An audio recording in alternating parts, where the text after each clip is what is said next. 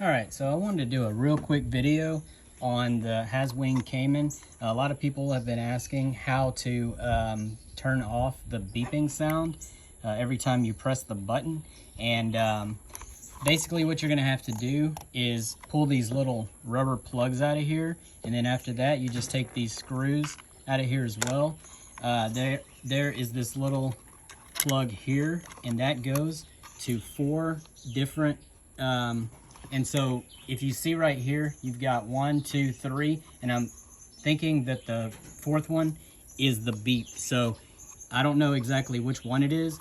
You can unplug this and it's still gonna work. The only thing is you're not gonna have those lights there. If that's fine with you, then you can just unplug it there and your beeping problem will be stopped. So hopefully that helps somebody, and let me know.